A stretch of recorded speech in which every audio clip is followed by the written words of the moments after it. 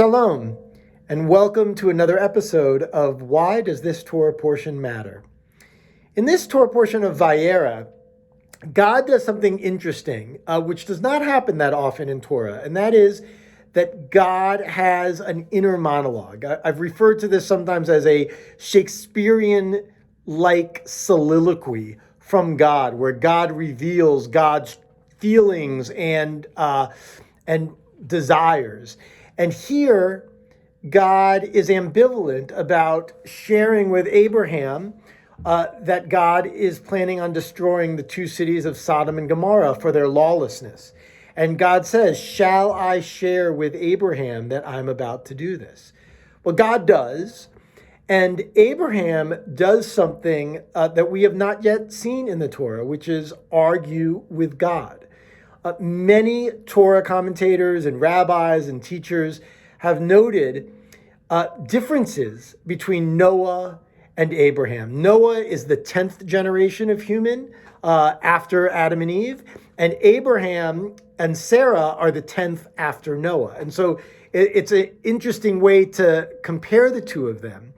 And if we look back to Noah for a moment, we remember God tells Noah that God is going to destroy the whole world and almost all of life on the planet because man and womankind have not lived up to God's standards. And Noah basically just follows God's command, builds the ark. And of course, the ark has a metaphorical meaning of being ensconced within it and not really caring about the world outside, which Noah exhibits by not questioning God's motives or the fact that all of life is going to be destroyed.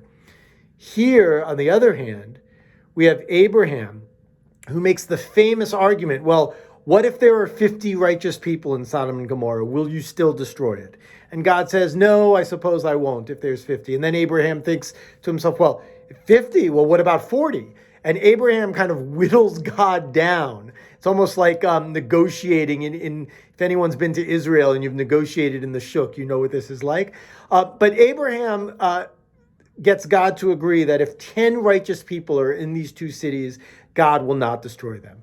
Turns out that there are not 10 righteous people and God does destroy the cities. But what is powerful to me is not only that Abraham has the courage, and I'll use the Yiddish word, the chutzpah, in a very positive sense, to argue with God, but also that Abraham actually changes God's mind.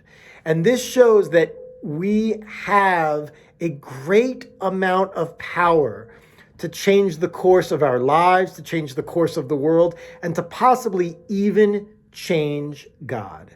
And that is why this Torah portion matters.